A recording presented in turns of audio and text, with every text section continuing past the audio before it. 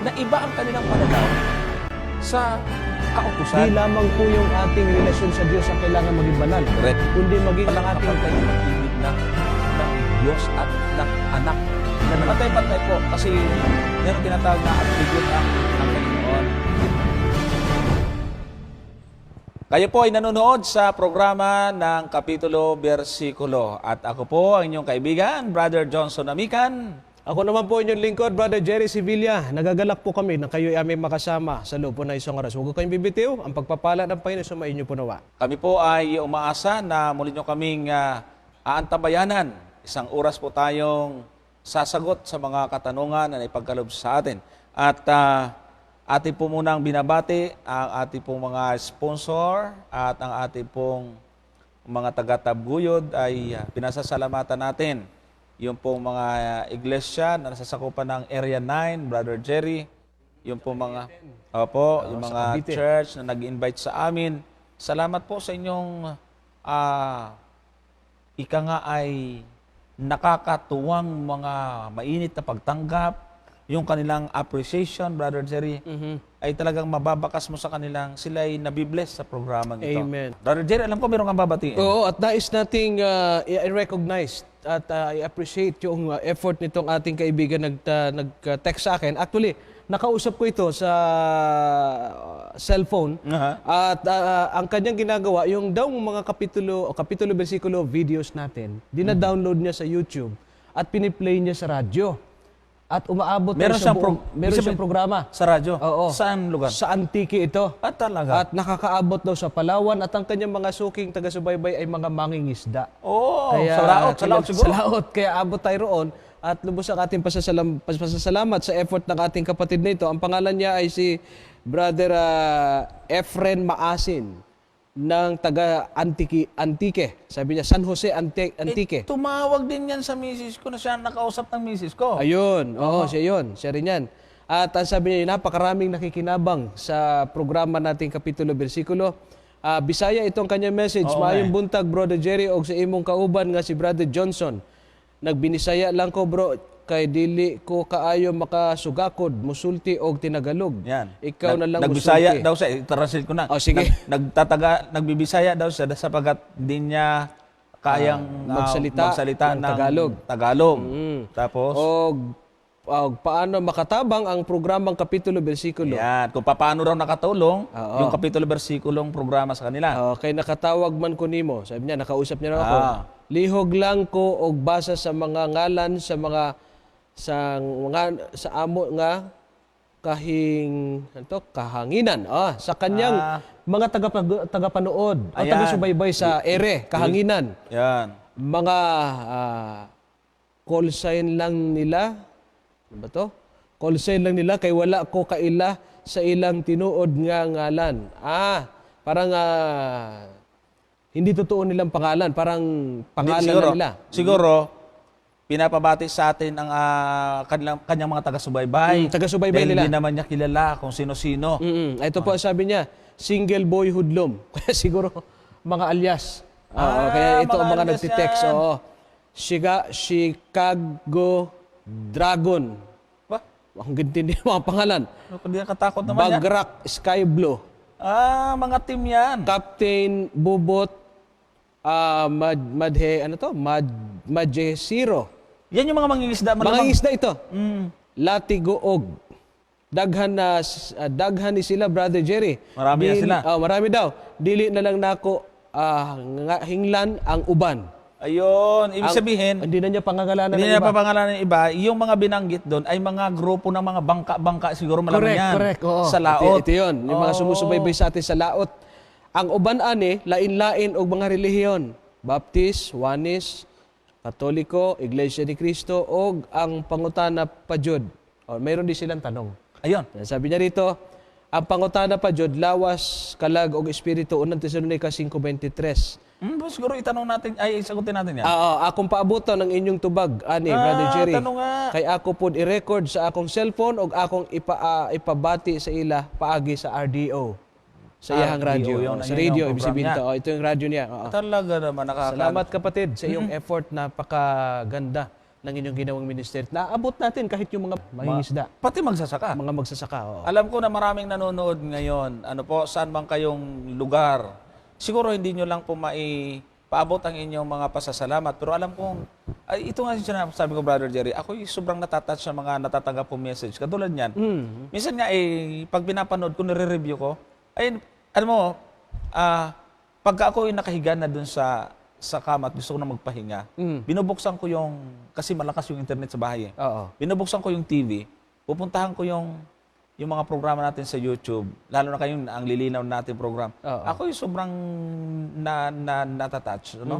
Kasi nakakatuwa yung kanilang mga patutuo. Katulad nito, yung naranasan ko yung mamuhay sa laot. Oo. Hirap eh. Hirap. Ilang buwan bago ka makatabi. Yung libangan lang talaga namin radyo. Totoo yan. So, sa inyo na mga nakikinig sa kahanginan, baka mas-interpret ng mga Tagalog ha, hindi po mahahangin itong mga tinutukoy dito. Kundi sa ere, kahanginan. ibig sabihin. Sa ere, ibig sabihin, nakikinig Sa radyo. Sa radyo. Saan man kayo naroon, yung mga dragon na yun, yung mga pangalan ninyo, ano man ang inyong pangalan, natotoo, saan man kayo naroon, kasama kayo sa amin pong ipapanalangin. Amen. Nakakatuwa po na kami po ay nakakapagbigay aliw sa inyo pong paraan ng pamumuhay sa pangingisda dyan sa laot, dyan sa Antique. Antique at maging sa Palawan. Abot siya tayo sa Palawan. Oo nga, sa Palawan. Lumalaga na po tayo mga kapatid, mga kaibigan. Lalo na po yung binabati ko nga pala si Sister Joy Martinez na uuwi para Yan ba yung magbabautismo. mababautismohan na? At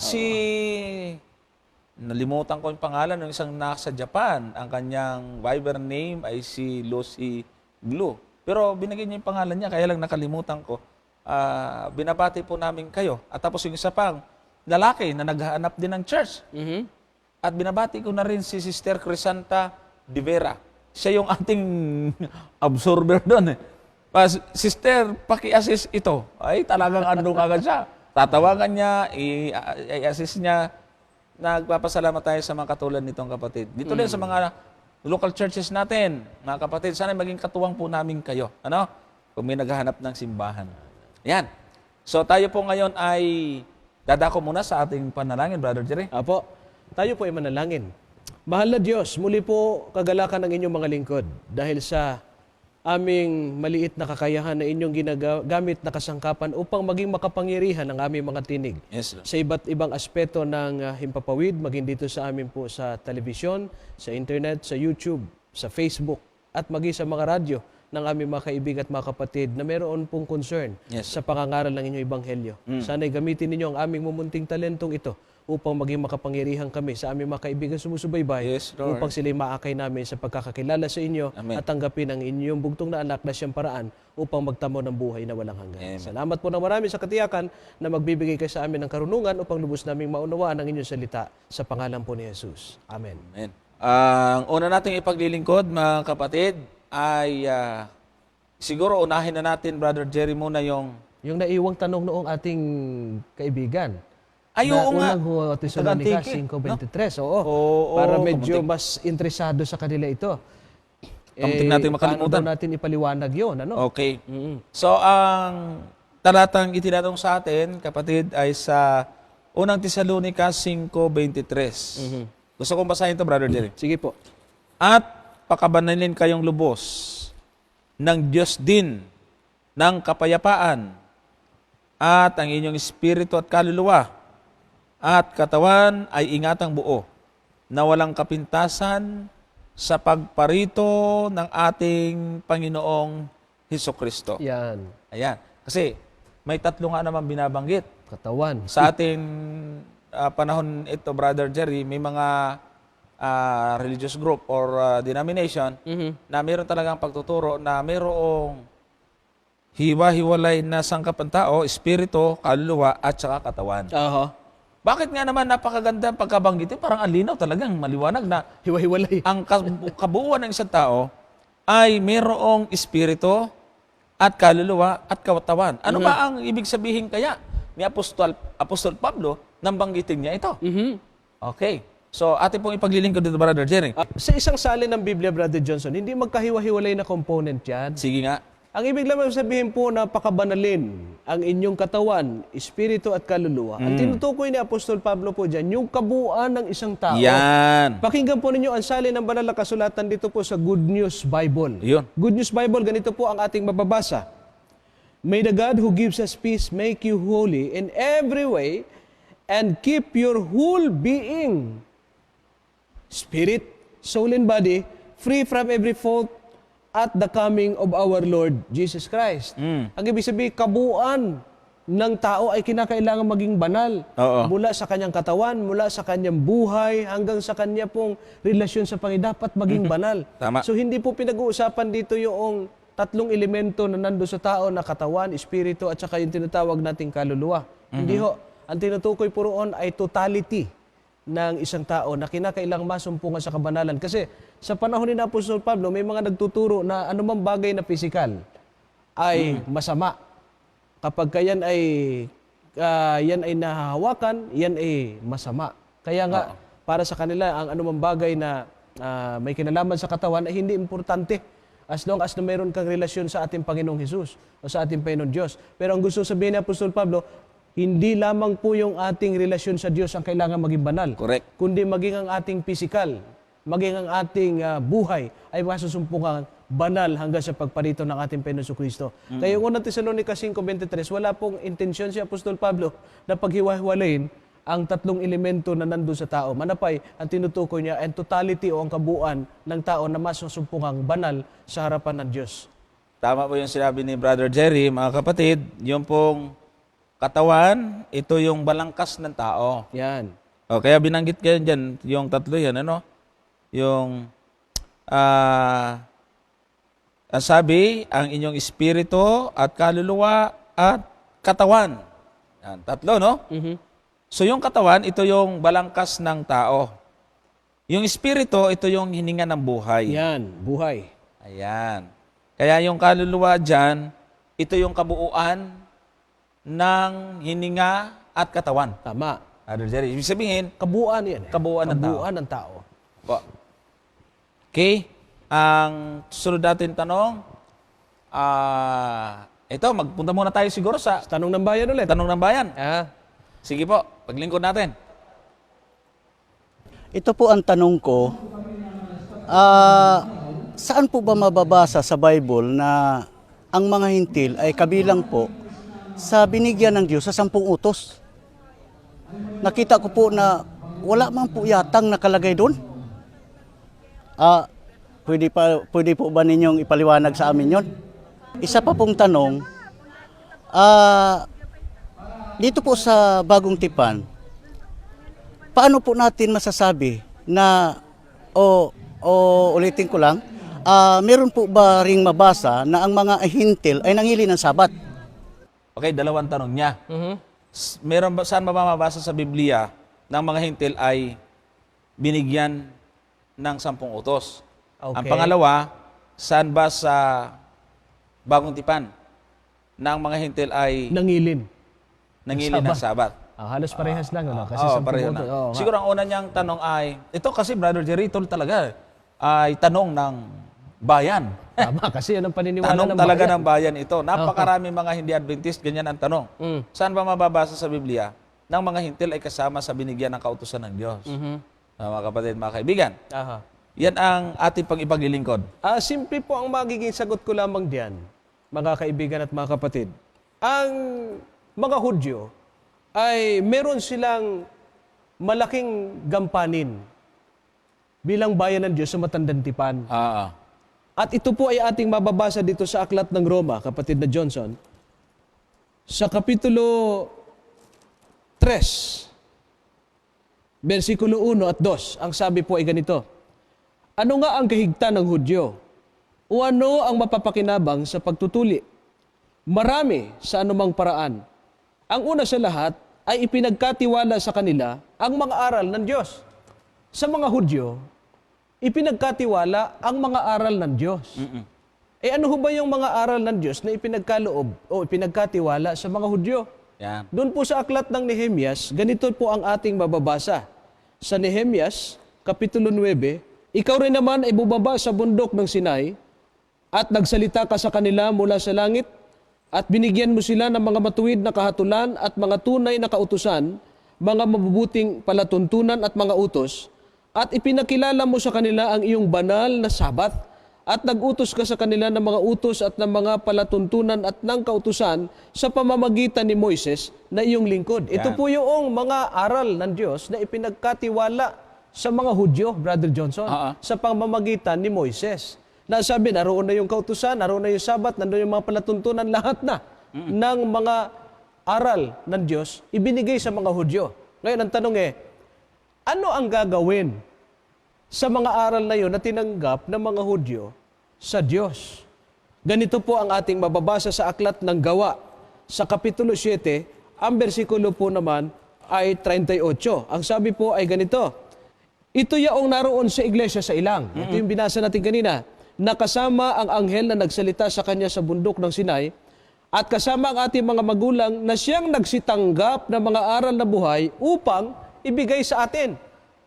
Yun ho palang tinanggap ng mga aral ng mga Hudyo mula po sa bundok ng Sinai. Sabat, kautusan, na siya pong alam, na siyang tanong ng ating kaibigang nagtanong sa Tanong ng Bayan, Sabat at kautusan, ay tinanggap ng mga Hudyo mula sa Diyos para ibigay Oo.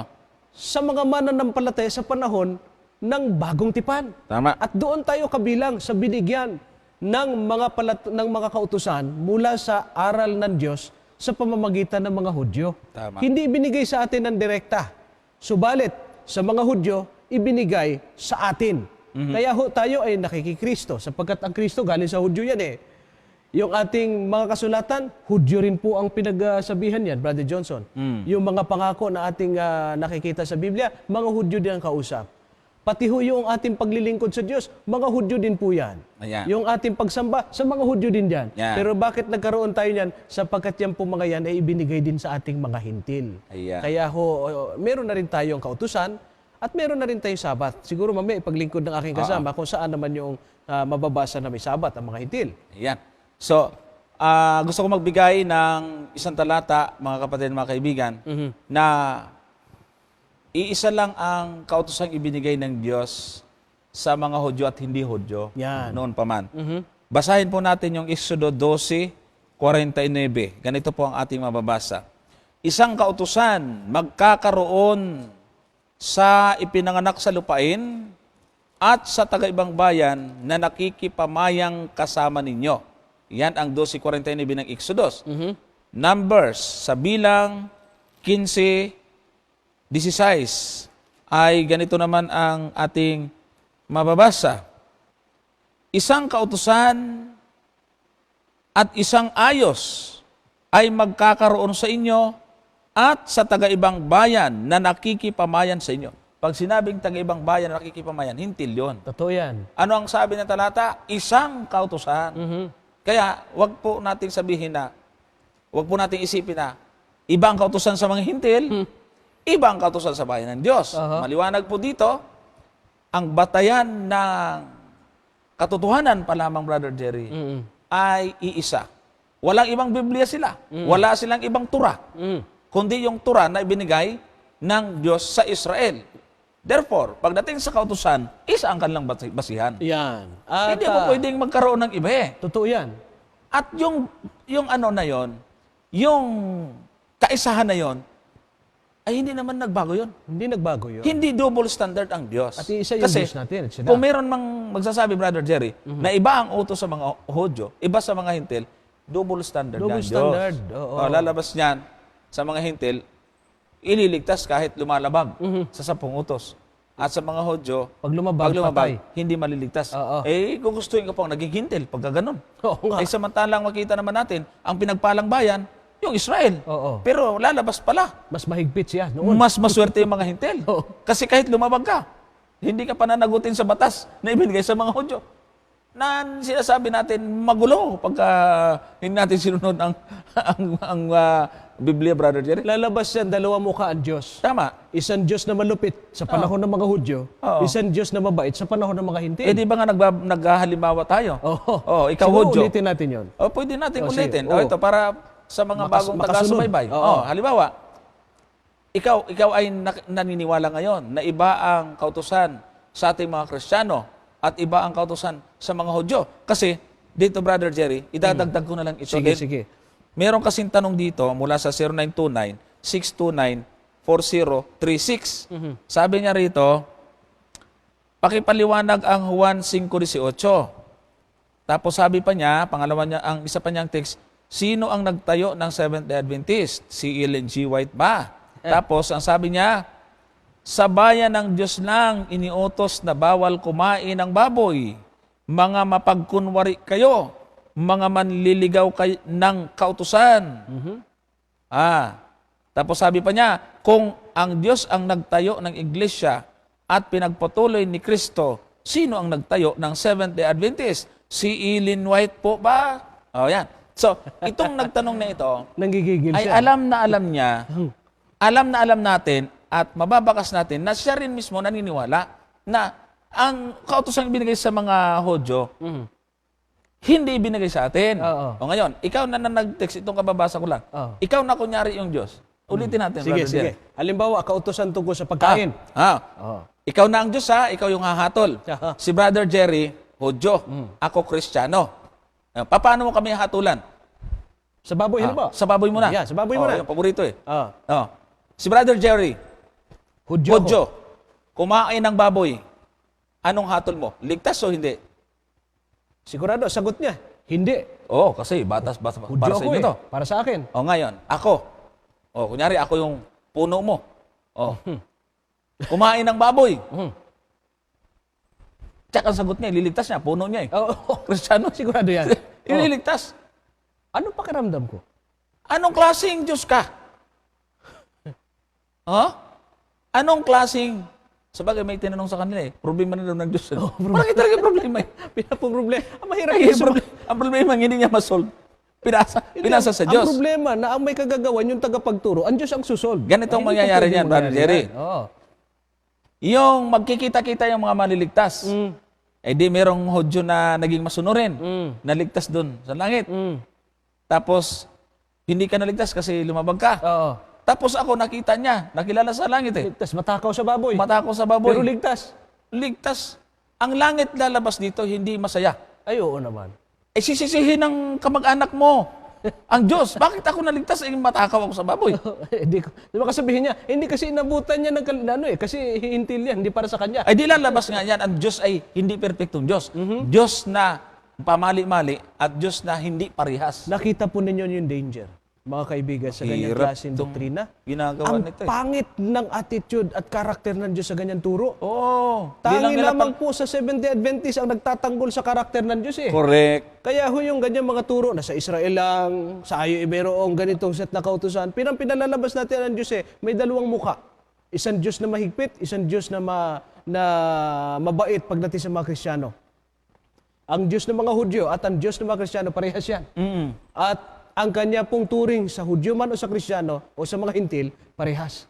Pagdating sa kaligtasan, ipagbibigay sulit natin batay sa kautosang ibinigay na isa lang yung binasa mo. Isang kautusan lamang. Bakit ba ginagawa natin dalawa at komplikado ang kautusan ng Diyos? Isa lang eh. Tingnan mo.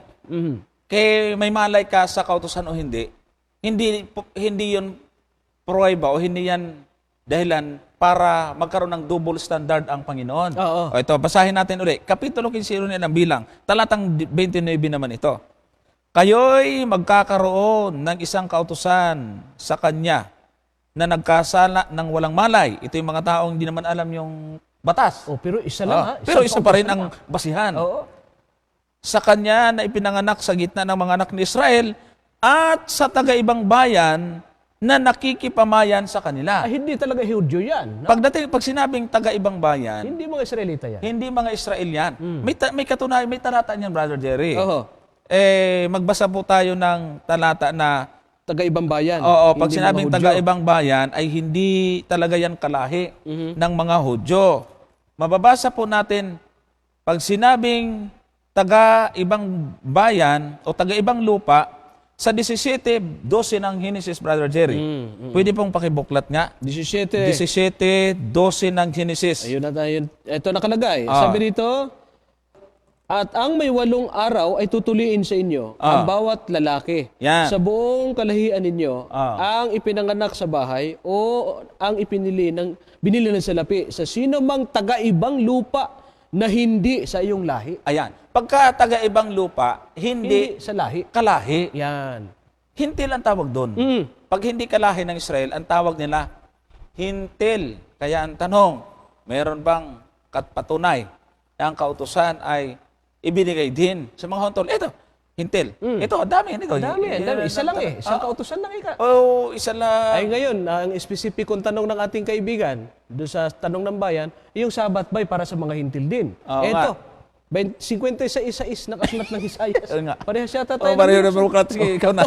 56 ng Isayas. Ang sabi dito gayon din ang mga taga-ibang lupa na nakikilakip sa Panginoon upang magsipangasiwa sa Kanya at magsiibig sa pangalan ng Panginoon upang magsipangasiwa sa Kanya at magsiibig sa pangalan ng Panginoon upang maging Kanyang mga lingkod, bawat nangingili ng Sabat upang huwag lapastanganin at nag-iingat ng aking tipan. Yo. Yung palang taga-ibang lupa na hindi ikakalahi ng Israel, inutusan ng Diyos na mangili ng araw ng Sabat. O yun nga, maliwanag yun eh. Malinaw na malinaw po yung kapatid. Kaya ang mga Hudyo, binigyan man ng 10 utos, ang mga hintil din meron. Ang mga Hudyo yung binigyan din ng 10 utos, ang Sabat, ang mga hintil din ay meron. Yan. Sapagkat tinanggap nila ang mga aral na yan mula sa Diyos sa pamamagitan ng mga Hudyo na nagiging dahilan, nagiging agent lamang ng katotohanan para ibigay sa atin. Ayan. Ang linaw ng mga binasa natin. Pagka nainilakip ng taga-ibang lupa, susunod ka na doon sa kautusan binigay. Isang kautusan. Iisang kautusan na lang. Yan. Doon ka nakilakip eh.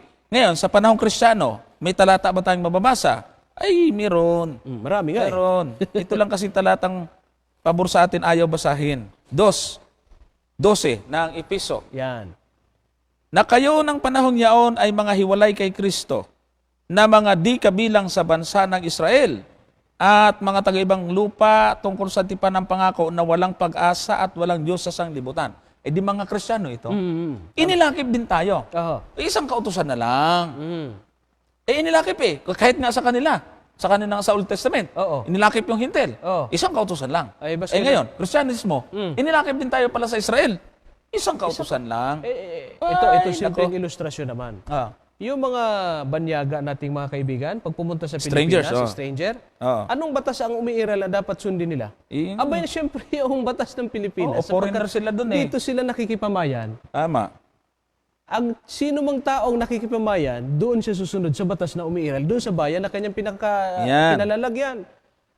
Ang mga hintil, palibasa tayo nakikilakip Yan. sa bayan ng Diyos, ang bansang Israel, dapat din tayong sumunod doon sa kautosang ginawa ng Diyos na isa lamang, sapagkat ang Diyos ay iisa rin. Ang Diyos na pinaglilingkuran ng Hudyo at Diyos nating mga hintil, iisa. Kaya nga sabi ng Biblia, wala nang Hudyo, wala nang Griego, wala nang hintil, Oo nga. wala nang ano man pa, babae o lalaki, iisa tayo sa ating Panginoon. Yung binasa ng kapatid ni Johnson, hindi na pwede natin bigyan ng diskriminasyon ang lahi ng tao sa panahon natin ngayon. Yan. Dagdagan ko pa. Aha. Ito, Episo 2 uli. 19 at 20. Kaya nga hindi na kayo mga tag-ibang lupa at mga manglalakbay, kundi kayo'y mga kababayan na kasama ng mga banal at sangbahayan ng Diyos. Yan. Na mga itinayo sa ibabaw ng kinasasaligan ng mga apostol at ng mga propeta, na si Kristo Jesus din ang pangulong bato sa panulok. Yan. Wala nang Griego, wala nang ano. Hindi tayo tag-ibang lupa. Yeah. Tayo po yung mga Israel by Spirit. Merong tanong doon yung isa natin, yung binasa mo, doon sa kanya sinabi na sabi mo, Sino ba ang nagtayo ng iglesia? Si Ellen White ba? At meron pa siyang binanggit niya sa unahan ng kanyang text na parang Masagwa. masagwa. Oo nga. Ulitin nga natin ulit. Sabi Tingnan natin. niya, mapagkunwari, sa bayan ng Diyos lang iniutos na bawal kumain ng baboy. Mga mapagkunwari kayo, mga manliligaw ng kautusan. Naku po. Maliligaw kapag hindi mo binase sa Biblia. Tulad nito, sino ngayon ang ligaw? Kami, alam nga namang ligaw ang nagbase rito. Isang kautusan na lang. Pag hindi mo tinanggap ito, ay hindi kami ang ligaw. Kasi Biblia ito eh. Tama.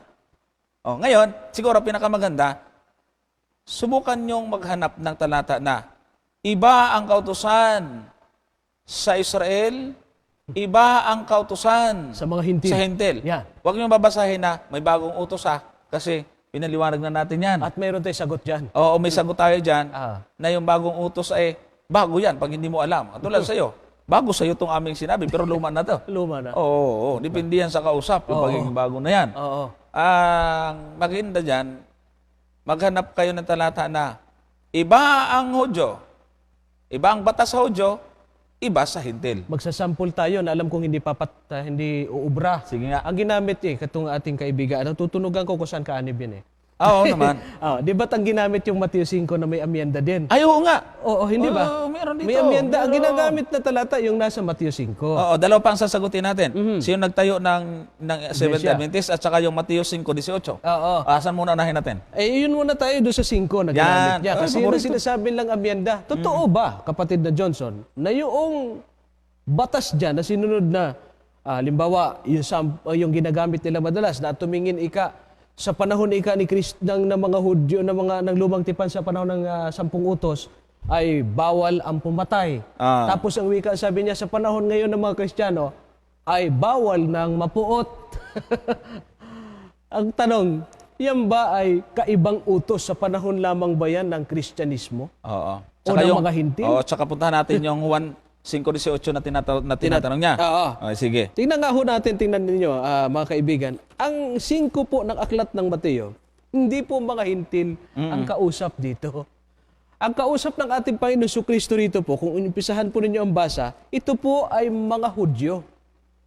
Hindi ho ito mga hintil. Mga Hudyo po itong kanyang kausap dito nang banggitin po niyo yung Beatitudes. Brother Johnson, yung mapalad, mapalad, mapalad. Tama. Ang kanya pong audience dito, wala hong mga hintil dito.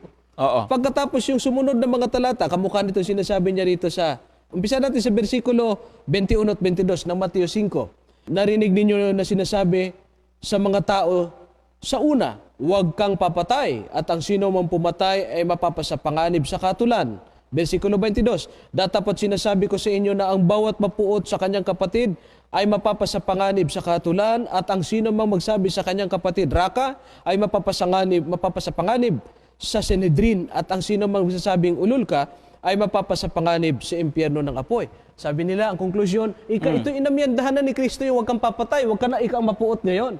Ay, teka muna. Kaibigan, sino makausap ni Jesus dyan? Yan ba'y kausap niya ba dyan mga hintil? Hindi ho, mga Hudyo ang kausap ng ating Panginoon Kristo dyan. Bakit ho ninyo sinasabing yan para sa mga hintil na? Samantalang kausap niya ay Hudyo. Tama. Kaya mag-iingat. Yan ang problema ng mga hindi nag-aalam ng background ng talata Na tayo patuloy yung naakusahan na ligaw. Yan. Puntahan ko yung sa 5:18 ng Juan. Oo, yan. Ito. Kasi sabi nila, dito ay mali tayo rito, Brother Jerry. Sabi dahil nila. sa talatang ito. Ano ang nakalagay? Sabi, dahil dito nga'y lalo ng pinagsisikapan ng mga Hudyo na siya'y patayin sapagkat hindi lamang sinira ang araw ng Sabat, kundi tinatawag din naman na kanyang sariling ama ang Diyos, na siya'y nakikipantay sa Diyos. Sabi, maliwanag, sinira na ni Kristo yung Sabat ang sagot natin sa kanila at ang ating naipapaliwanag dito, Brother Jerry, sinulat lang ni Juan kung ano ang istorya. Inirecord ni Juan ang paratang ng mga Hudyo kay Kristo na sinira niya ang Sabat. Ang sagot nila, hindi naman i-record ni Juan kung hindi totoo yan. Sige, granting na ganun nga. Sundan natin yung argument ng mga taga-subaybay natin na may ganoon ang kaisipan. Ibig ba sabihin, sinira nga ni Kristo ang Sabat dahil ini-record ni Juan at ganun nga talaga? Paano itong nasa 8:48 nitong Juan din? Siya rin sumulat. Ito. 8:48. May record din dito pakinggan nyo kung ano nakalagay. Sasang-ayon di kay si Juan dyan. Sasang-ayon kaya sila. Pati sila. Sa record ni Juan. Ito ang nakalagay. Sinulat din ni Juan to Oo. Nagsisagot ang mga Hudyo at sa kanya'y sinabi, hindi baga magaling ang aming pagkasabi na ikaw ay isang Samaritano at meron kang demonyo? 49. Sumagot si Jesus, ako'y walang demonyo. kundi pinapupurihan ko ang aking ama at ako'y inyong sinisiraan ng puri. Ay, paninirang puri pala yun eh. Kasi katumbas po yun ng ulat ni Juan na yung mga kaaway niya, hindi lamang siya pinaratangan na sumira sa Sabat, kundi sabi rin nila, meron itong demonyo. So sa makatuwid, yung pagkakasulat ni Juan yan, hindi nangangahulugan sinang-ayunan ni Juan. Hindi ibig sabihin paniniwala niya yon. Oo. Sinasabi niya yung bintang at paninirang puri ng mga Hudyo. Ngayon, ang tanong, ang maliwanag dito na atin pong makikita, mga kapatid, mga kaibigan, sino ang kakampi ng Panginoon? Tayo? Tayo, Brother Jerry, ako, hindi ako naniniwalang may demonyo si Kristo. Oh, Hindi rin ako naniniwala na sinira niya yung Sabat. tama. Ang ating mga kaibayo, yung nag-text, ang paniniwala niya, sinira ni Kristo ang Sabat. Therefore, para na rin pinaniwalaan niya doon na may demonyo si Kristo. At ang Kasi ang parehong ako sa isang grupo to eh. Ito. Iisang grupo ang nag-aakusa sa kanya. Yung nagsabi na si Kristo may sumira sa Sabat, sila rin yung nagsasabi na mayroong demonyo si Kristo. Pero alam nyo ang nangyayari dito? Papalit-palit lamang ng tao. Tama. Pero isang issue. O yun nga eh. Masaklap yun. Mahirap Masaklap yun. na karanasan nyo. Kaya huwag kong ganyan. Ay, ala. Yeah. Napakalungkot na karanasan Sino niya. ang nagtayo daw ng Seventh-day Adventist? Sino daw? Si Ellen White daw. Ang pananampalatayang ito ay Diyos ang nagtayo. Anong katunayan? Dahil Diyos ang ang pinanggalingan na aming turo ay ang Biblia na salita ng Diyos. Tama. Para mapatunayan po ninyo na ang isang samahan ay tao ang nagtayo at hindi ang Diyos kapag ka ang turo niya ay wala sa Biblia. Correct. Halimbawa, sampulan kayo. Mm. Saan nyo nabasa na bawal mag-ikapo sa bagong tipan? Pag wala, huwag nyo babasahin yung magbigay ayon sa ipinasya ng kanyang puso dahil wala namang diwa doon na bawal ang ikapo. Yan. Oh. Saan ba sa bagong tipan na hindi dapat sundin ang 10 utos? Wala nun. Wala nun. Ayun ay hindi ho tayo ng Diyos yun. Tayo ng tao yun. Kaya si Mrs. White, kasangkapan siya, Brother Jerry. At hindi siya ang tagapagtayo natin, ha? Tsaka, Oo. linawin pa na natin yun. Kasi ang sabi ng iba, di founder nga, Yan. co-founder. May nag-text pa sa atin. May ebidensya kami na founder si Mrs. White. Ako, alam na natin kung ano naman Alam basahin. natin Oo. yon dahil ang nakalagay doon sa what people need to know na fundamental binabasa beliefs nila natin. na fundamental beliefs natin, tinawag na co-founder. Kasi po, katulong siya at kasama siya, hindi lang isa ang nagtayo o hindi lang isa ang Nag-organize. at organize ng Seventh-day Adventist. Isa si Mrs. White doon. Pero hindi siya tumanggap ng posisyon. Yun ang hindi maintindihan ng iba eh. Ha? Hindi po siya tumanggap ng posisyon bilang, kasi sa Seventh Adventist, for your information, meron po kaming inihahalal at inilagay na mga puno, presidente. Ini-elect yan. Ini-elect yan. And every 5 years. Yan. Dati every 3 years lang ngayon. Ngayon, No? 5 na. Ngayon, 5 years na. Si Mrs. White kailanman ay hindi kumuha ng ganoong posisyon.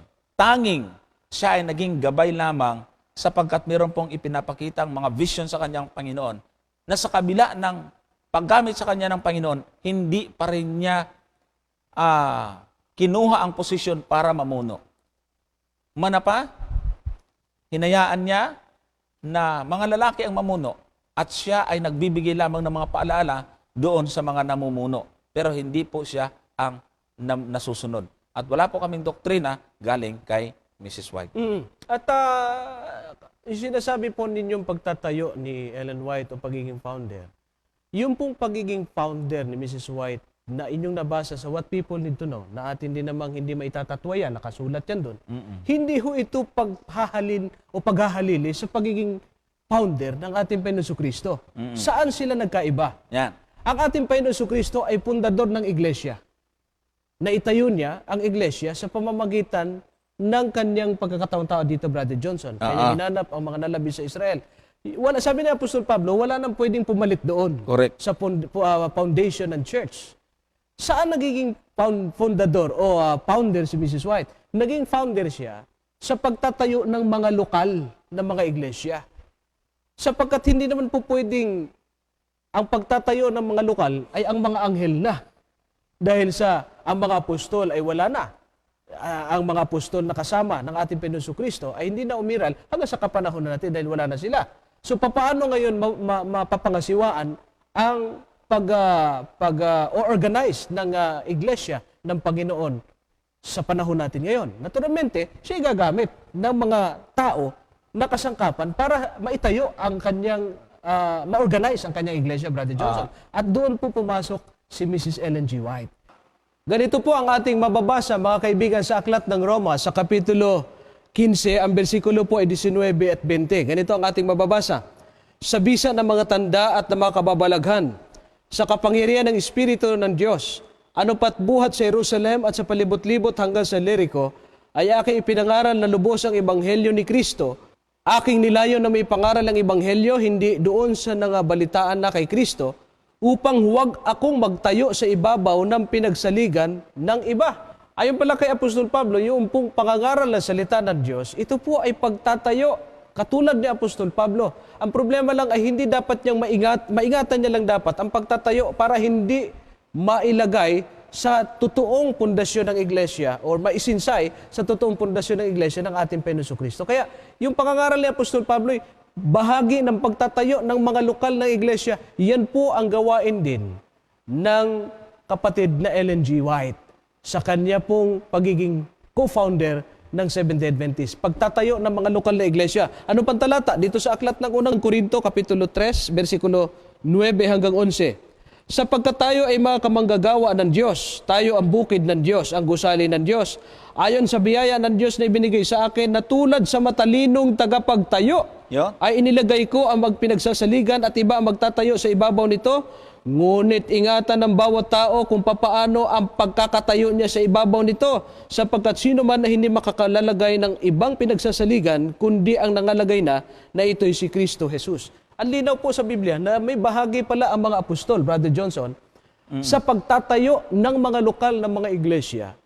Katulad ni Apostol Pablo na nagtatayo siya ng mga lokal na iglesia, pero ang kanyang babala, huwag lamang pong maisinsay sa totoong pundasyon ng iglesia na walang iba kundi ang ating Panginoong Jesucristo. Yeah. Yun po ang ibig sabihin noong inyong nabasa sa fundamental beliefs. Okay, meron pang isang tanong ng bayan na ating pong ihahabol. Ako po ay may katanungan. Ang pangako po ng Diyos sa langit, doon ay wala ng kasakit, wala ng problema, wala ng lahat ay puro na lang masaya. Pero sa nababasa po natin sa Apokalipsis, na doon po sa langit ay mayroong kahoy na buhay na nagbubunga ng 12 klase na bunga. At nagsasabi doon na kung sino man ang makakain po doon ay hindi na po magugutom. At yung kahoy din po na yun na binabanggit sa Apokalipsis ay sinasabi na gamot sa lahat ng mga nasyon. Ang tanong ko po, bakit ba kailangan na may gamot iwala namang sakit na sa langit? Yun po ang tanong ko. Oh. So, sa bagong langit, bagong lupa, wala na lahat eh. Parang magkakamukha din yung tanong ng nakaraan eh. Kaya lang wala tayong magagawa. Tanong at inaabangan kasi nila yan. Oo nga. So, doon sa langit, mayroon puno ng kahoy ng buhay, may 12 klase ng bunga. Papalit-palit pa yan eh, bawat buwan eh. Oo. Oh, ang makakain doon, hindi na magugutom. Hindi na magugutom. Hindi mauuhaw. At tapos, mayroon doon dahon na pampagaling sa lahat ng bansa. Eh, ba't may pampagaling? At bakit daw may pampagaling? Hindi magkakasakit din. Oo. Yun po ay isang paraan. Katulad din ng sinasabi ni Isaiah, Brother Jerry. Yun po ay, yung talatang yon ay ibig sabihin, may nabasa akong komentaryo, Brother Jerry, napakaganda ng kanyang paliwanag dyan. Na simbolo yan na ang mga nakapasok sa langit ay mga pinagaling sa lahat ng klase ng sakit. May spiritual, mga physical, ikaw ay naligtas dahil sa panampalataya, narito ang simbolo ng lahat ng iyong pagtatagumpay. Itong kahoy ng puno ng buhay. So, sinagot po namin sa mababaw na paraan ng pag-interpret. Ano? Hindi po ibig sabihin, porket meron yan, ay magkakasakit. Oo. Kung tutusin, granting na magkasakit, hindi rin mag-alala. Dahil may papagaling. At wala namang kamatayan Oo, doon. figurative po yun, mga kapatid. Oo. Yun po ang ating may sasagot tungkol sa bagay na yan. Mula sa 0930-750-3828. Good evening po, brother. Palagi po kami nanonood sa program niyong Kapitulo Versikulo. May katanungan lang po ako. Ano po ang proseso para po magpabautismo sa Adventist po? Salamat po. God bless po. Ang requirements para mabautismuhan ang isang tao ay kailangan mo ng maaralan. So, kung kayo po ay matagal nang sumusubaybay sa programang ito, marahil ay halos alam na ninyo ang buong doktrina, kahit na ganun pa man, bago po talaga mabautismuhan, ay nire-review pa rin po yan bago ang actual baptism. Nire-review kung ano yung hindi nyo naintindihan. At pagka meron pong hindi po kayo gaanong nadaanan, kahit na kayo nabautismuhan na, iulitin yon. Ang pinakamahalaga nun, yung concept of salvation, ay dapat naintindihan nyo. Yung pananampalataya sa magitan ng biyaya, kaligtasan sa biyaya sa magitan ng pananampalataya, importante na intindihan yun. At ilang mga pangunahing doktrina sa pamatayan ng Seventh Adventist ayon sa Biblia, unang-unang dapat malaman yon. So, ang pagpapabautismo, wala hong bayad. At speaking of proseso ng baptism ng Seventh-day Adventist, sinango natin sa Biblia yan. Tama. Dito sa aklat ng Marcos, Kapitulo 16, ang versikulo ay 15 at 16. Ganito ang ating mababasa. At sinabi niya sa kanila, magsiyaon kayo sa buong sanlibutan at inyong ipangaral ang ebanghelyo sa lahat ng kinapal. Ang sumasampalataya at mabautismuhan ay maliligtas, datapot ang hindi sumasampalataya ay parurusahan. Sa bahaging ito, ang pagtuturo po namin na requirements ng bautismo na siya pong aming sinusunod bilang mga Seventh-day Adventist ay yung itinuro ni Kristo na humayo muna at ipangaral ang ebanghelyo. Hindi ho kami nagbabautismo ng isang tao na hindi mo na naaralan. Hindi ho kami nagbabautismo ng isang tao na hindi mo na po nakakaalam ng katotohanan. Kinakailangan pong malaman niya at saka po siya ay magpasya na magpabautismo. Ang sabi ng Biblia, maliligtas. Kaya sa amin po ay hindi ho kami pabor kaagad na binyag ng binyag, lubog ng lubog eh. Sa atin po sa Seventh-day Adventist, hanggat maaari nga ho ay hindi ho namin binabautismuhan dito yung may mga problema. Halimbawa na lamang sa pagsasama ng mag-asawang hindi kasal. Ay pinakasal po muna yan. Sapagkat ang bautismo, ito'y pagbabagong buhay. Hindi po pwede yung ang ating pong buhay ay pagkatapos tayo mailubog sa tubig, yun pa rin buhay ng dati. Sapagkat ang bautismo ay pagbabago, buhay kasama ng ating Panginoon Kristo. Mula sa 0908-351-6241. Saan po bang matatagpuan ang CD Church? Sa Dilpan or sa Tondo? Dito po ako nakatira sa 637 Bonifacio Drive, Port Area, Metro Manila. God bless sa Kapitulo Versikulo. Sa ating mga kapatid na nakakapanood nito na malapit at nakakaalam ng church, ay i-text niyo po ako at ibibigay po natin dito sa ating kapatid na ito. Naghahanap po siya ng ating church. Sige. Mula sa 0947-521-3709. Alin po ba ang totoo? Iglesia ni Cristo o Iglesia ng Diyos? Parehong totoo yan. Pero pag sa kanila tinanong ito, mag-aaway. Iisa pong yan. Iisa pong grupo yan. Yung Iglesia ni Cristo at Iglesia ng Diyos. Sa Biblia. Sa Biblia. Ah. Yun nga ang problema kapag kuha ka ng kuha hinahanapan tayo. May mabasa ka bang Adventist sa Biblia? Kung may mabasa, sigurado marami na rin nagagawan. Kung mababasa mo ng litra por litra. Mababasa man ito, pero sabi po natin, sa dalawang magkahiwalay na talata, yung 7th day, 7 araw, at Adventist, naghihintay. Yun nga lang, hindi ka mukha ng mababasa mong mga ganitong binanggit. Kung nagkataon na mababasa mo rin sa Tagalog, litra por litra, o kaya sa English, siguro marami na nakapila. Kahit naunahan na. At yung paggamit nila na sinasabing ang aming pangalan ay nakasulat sa Biblia. Unang-una ho, wala hong makasulat sa Biblia na dapat ang pangalan ng samahan ay dapat nakasulat sa Biblia para makilala mong totoo. Sapagkat sa panahon natin ngayon, yung iglesia ng Diyos na yan na binag-uusapan natin at yung iglesia ni Kristo na inyong itinatanong, sa Biblia pare-parehas yan na iisang kawan ang tinutukoy. Yung grupo pa rin na pinangangasiwaan ng mga apostol at ng ating Panginoon Kristo. Tama. Pero panahon natin ngayon, iyan ikinopya. Oo nga. Sapagkat yun lamang pangalan na lang na iglesia ng Diyos. Ay pagkarami-rami niyan, ito hawak ko na naman dito. Itanong mo na naman yan, Brother Johnson. Ito, yung listahan po ng inyong lingkod na hanggang ngayon, bit-bit ko palagi sa ating pong taping dito, Brother Johnson, na yung pangalang iglesia ng Diyos dito, ay napakarami po nila. Kung ang magiging batayan ng pagkakakilala ng tunay na sa Diyos ay yung nakasulat na letra por letra ng iglesia ng Diyos, ito bang nakarehistro na ito na narito sa Securities and Exchange Commission na mga iglesia ng Diyos, puro tama yan? Ay sigurado namang hindi sasang-ayon yung marami dyan. Ang sasabihin nila, kami ang tama sapagkat kami ay iglesia ng Diyos na naunang narehistro. Ay di sa makatuwid, meron din palang maling iglesia ng Diyos na huling narehistro. Ay kung tatanungin natin yung huling narehistro, sila rin yung tama at yung mali yung naunang nagrehistro. Ay di sa makatuwid, hindi magiging makatotohanan na ang pangalan ng tunay na samahan ay dapat mababasa ng iglesia ng Diyos. Paano ho natin malalaman na tunay? Ang batayan po, kamukha ng ating sinabi kanina, yung nasa 7:17 ng Aklat ng Juan, makikilala sa turo. Tama.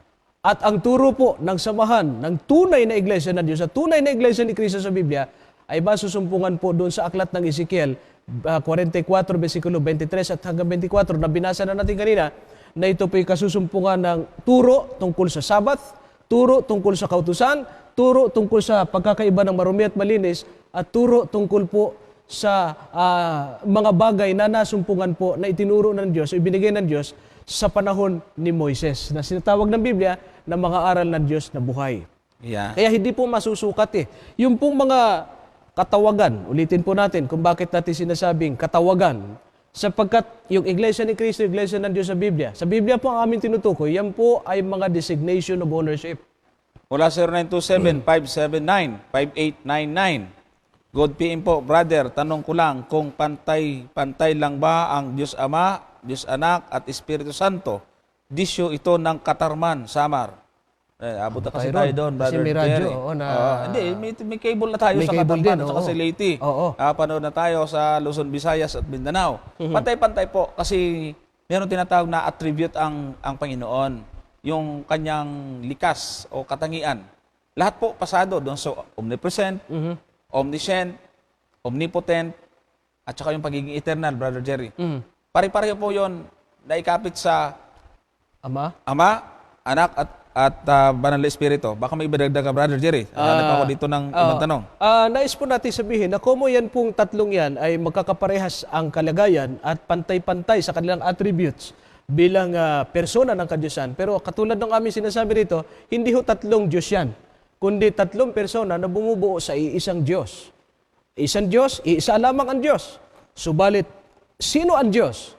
Ang iisang Diyos ay ang Ama, Anak, at Espiritu Santo. Kaya hindi po tatlong Diyos, kundi isang Diyos na binubuo po ng tatlong magkakaibang persona na pantay-pantay sa kanilang likas na kalagayan. Ayan. Okay. Ang kanya tanong pa dito na isa, ihabol pa natin ito sa 0943-829-1032. Magandang gabi po. Tatanong ko lang po kung sino po ang binabanggit na tao sa Isaias 2:22. Iba naman tanong niya dito. Oo nga. Hindi kahulugan, kundi Hindi na. sino yung binabanggit na tao na dapat layuan siguro. Magandang gabi po. Itatanong ko, ano po ba ang pinakadakila sa mga kautusan ng Diyos? Salamat po. Ayan, sino yung tao na binabanggit sa 2:22 ng Isaias na lalayuan? Layuan ninyo ang tao na ang hinga ay nasa kanyang mga butas ng ilong sapagkat sa pahahalagahan siya. Ayan. Meron ka diyang magandang balita, Brother Jerry. Yun na nga, hinahanap natin yung magandang balita, Biblia. New Living Translation kaya. Meron. Pakibasa nga po. Para makita natin yung ibig sabihin dito. Tama po at dala ko ang aking New Living Translation. Tingnan po natin ang pagkakasalin sa 2.22 ng aklat ng Isayas. Ganito po ang ating mababasa. Puny man, frail as his breath. Don't ever put your trust in him. Ang ganda. Magandang Huwag ka nang pagkakasalin. mag-imbento. Ando na. Ando na, yun na. Huwag daw Lalagay ang ating pagtitiwala. lalalat yung ating pagtitiwala sa tao. Bakit ang translation sa Tagalog, layuan ang tao na ang hinga ay sa butas ng kanyang mga ilong?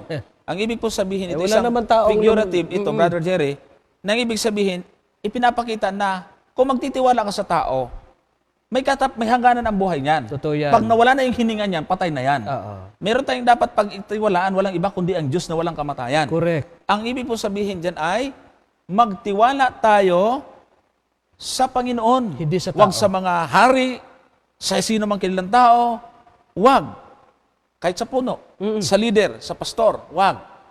Diyos lang ating dapat pagtiwalaan kasi walang kamatayan. Kaya ang ibig sabihin ng salita na layuan ang tao na ang hinga ay sa butas ng ilong. Ang ibig sabihin, pansamantala, may katapusan ang buhay ng tao kaya hindi dapat pagkatiwalaan pagdating sa kaligtasan. At yung pong taong ginamit yan, hindi po yan specificong tao. That is generic term. Correct. Na ibig sabihin po, tao, ang ibig sabihin, kahit sinong tao, hindi po natin pwedeng pantayan ang pagtitiwala natin sa Diyos sa pagtitiwala sa kanino mang tao. That is generic term ng salitang tao na ginamit po riyan. Kaya, Ang ganda nga salin doon eh. Oo. Ang Do ganda not ng put your translation. trust in Him. Yun. Sa tao na binabanggit doon po. Ano? Kaya huwag ko ninyong paniwalaan kung mayroong spesipikong tao na kinatutuparan nun, wala pong ganoon sa Isaias 2.22. Yan po itumutukoy sa generic term ng tinatawag nating tao na pwedeng pagkatiwalaan ng tao na kapalit ng pagtitiwala sa Diyos. Yung English mo, may Tagalog ng katumbas yun eh. Awit 146 verse 3 Ano hanggang sabi? 4. Huwag ninyong ilagak ang inyong tiwala sa mga pangulo, Yan. ni sa anak ng mga tao na walang pagsaklulo. Sa 4, ang hininga niya ay pumapanaw. Siya ay nanunumbalik sa kanyang pagkalupa. Sa araw din niyaon, nawawala ang kanyang pag-iisip. Yan. Sakto. Sakto. Yung sabi roon. Sakto. Kaya, hindi po ito totoong mahirap na tanong na sinalin sa ibang mga taga-subaybay. ginawa ang makasagot. assignment eh. Opo. Hindi po totoo yun. Mga kapatid, mga kaibigan, wala po tayong oras, ano? Amin pong pinasasalamatan ang inyong patuloy na pagsubaybay. Dakilang Diyos, Ama naming banal, kami po ay nagagalak na muling makapagsahim papawid at umaasa po kami na ang mabuti lang katotohanan ito na natunghayan, na panood ng aming mga kababayan saan man sila naroon sa bansang ito at sa ibang bansa. Nawa ito'y maging pagpapala sa bawat isa sa kanila. Yes, Lord. At ganoon din po kami na naglilingkod sa inyo, patuloy po kaming gabayan, Panginoon. Bigyan pa po kami ng maayos na paraan ng pamumuhay, mahabang buhay upang makapaglingkod pa ng mahabang panahon sa inyong bukiran. Salamat ng marami sa pagtugon sa aming mga panalangin. Ito ang aming hiling sa pangalan ng Panginoong Yesus. Amen. Masa po kami hanggang sa pagbabalik ng programang ito, kayo ay makakasama namin. Maraming salamat po sa inyong walang sawang pagsubaybay. Na iba ang kanilang pananaw sa Di kautusan. lamang po yung ating relasyon sa Diyos ang kailangan maging banal, Correct. kundi maging ang Kapag ating kayo pag-ibig ng Diyos at ng anak. Na namatay-patay po kasi meron tinatawag na attribute ang Panginoon